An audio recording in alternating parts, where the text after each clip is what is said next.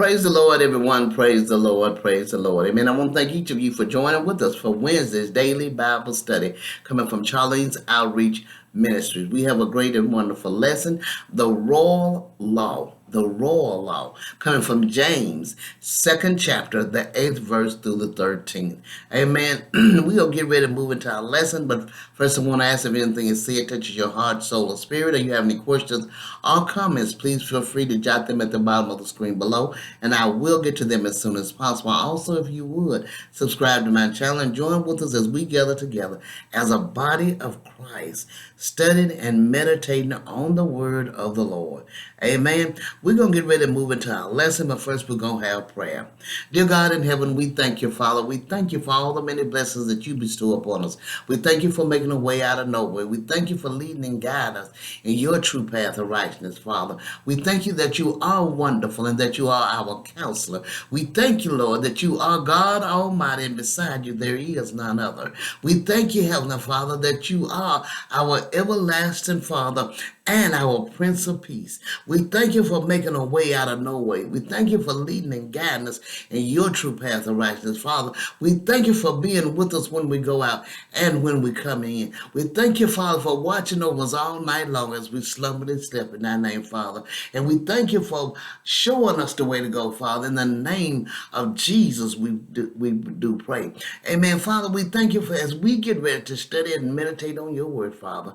We ask that you would open our eyes that we see, our ears that we hear, and give us wisdom, knowledge, and understanding from on high. Father, as we know that the Holy Spirit that resides in each of us, Father, is able and will open up our understanding for what is needed in each and every one of us, one by one and name by name, Father. As we know, Father, that you know each of us by name, Father, and we thank you for it. We thank you for who you are and not what you do, Father. We thank you because you are great and wonderful. In the mighty name of Jesus Christ, we do pray. Amen. All right, we're going to move right into our lesson, the royal law, verses James 2, verses 8 to 13. Verse 8 and 9 says, if you really fulfill the royal law according to the scriptures, you shall love your neighbor as yourself. You do well.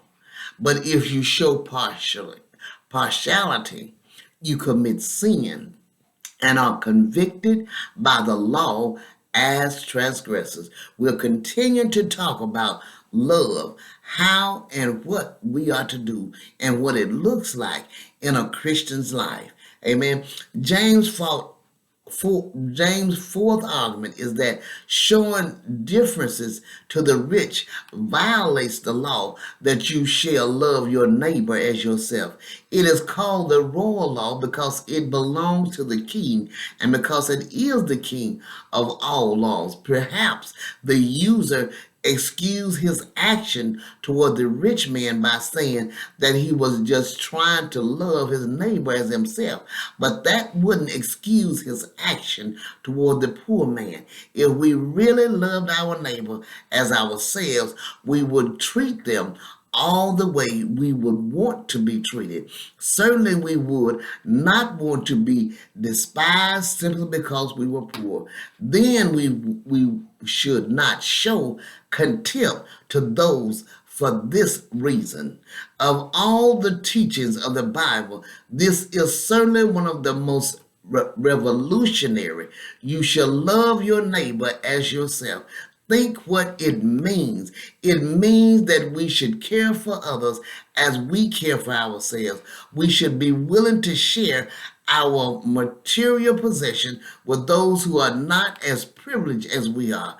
And above all, we should do all in our power to see that they have the opportunity to know our blessed Savior, as we know Christ himself did so, and as we are to follow in his footsteps.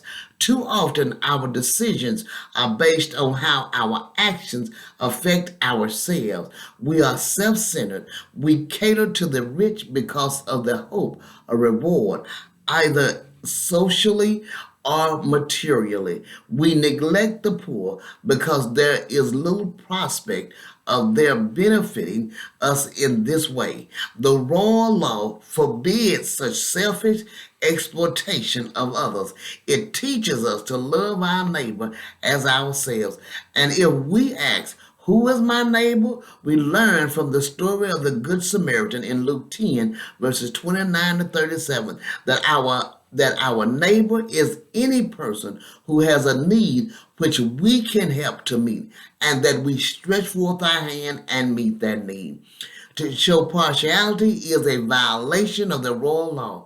It is both sin and transgression. Sin is any lack of conformity to the will of God, a failure to meet His standards. Transgression is the breaking of a known law. Certain acts are sinful because they are basically and inherently wrong, but they become transgressions when there is a specific law which forbids them. Partiality is sinful because it is essentially wrong in itself, but it is also transgression because there is a law against it. Verses 10 and 11 said, for whoever shall keep the whole law and yet stumble in one point, he is guilty of all. For he who said, do not commit adultery, also said, do not murder. Now, if you do not commit adultery, but you do murder, you have become a transgressor of the law. As we see, to break one part of the law is to be guilty of all. The law is like a chain of 10 links. Break one link and the chain is broken. God does not allow us to keep the laws we lack and break others. The same God who forbid adultery also forbid murder. A man may not be guilty of adultery, yet he may commit murder. Is he a transgressor of the law? Certainly he is. It says the spirit of the law is that we should love our neighbor as ourselves. Adultery is certainly a violation of this, but so is murder, and so is snobbishness and discrimination. If we commit any of these sins, we have failed to do what the law commands. Verse 12 and 13 says, so speak and so do, as those who will be judged by the law of liberty. For judgment is without mercy to the one who has shown no mercy. Mercy triumphs over judgment. As we see, what James is saying here is, as believers, we are no longer under the law of bondage, but you are under the law of liberty. Liberty to do what is right. The law of Moses required you to love your neighbor, but did not give you the power and condemn you if you fail. Under grace, you are given the power to love your neighbor and are rewarded when you do it. You don't do it in order to be saved, but because you are saved. You do it not through fear of punishment, but through love for him who died for you and rose again. When you stand before the judgment seat of Christ, you will be rewarded or suffer loss according to this standard. It will not be a question of salvation, but a reward. The expression, so speak and so do, refers to our words and deeds. Both profession and life should agree in speech and act. Believers should avoid partiality. Such violations of the law of liberty will be judged at the judgment seat of Christ. As we see in verse 13, it must be understood, and that the light of the context James is speaking to believers. There is no question of eternal punishment here. That penalty was paid once and for all at Calvary's cross. Here it is a question of God's dealing with us in this world as children. If we do not show mercy to others, we are not walking in fellowship with God and can expect to suffer the consequences of a backslidden condition. Mercy triumphs over judgment may mean that God would rather show mercy to us than discipline us in Micah 7 and 18. Judgment is his strange work. It may mean that we can rejoice in the face of judgment if we have shown mercy to others. But if we have not shown mercy to those whom we might justly condemn, we will not be shown mercy. It may mean that mercy triumphs over judgment in the sense that it is always greater than judgment. The general idea seems to be that if we show mercy to others, the judgment which might otherwise fall on us will be replaced by mercy. Let us test ourselves then on this important subject of partiality. Do we show more kindness to those of our own race than those of other races? Are we more kindly disposed to the young than to the old? Are we more outgoing to good-looking people than to those who are plain or homely? Are we more anxious to befriend prominent people than those who are comparatively unknown? Do we avoid people with physical infirmities and seek the companionship of the strong and healthy? Do we favor the rich over the poor?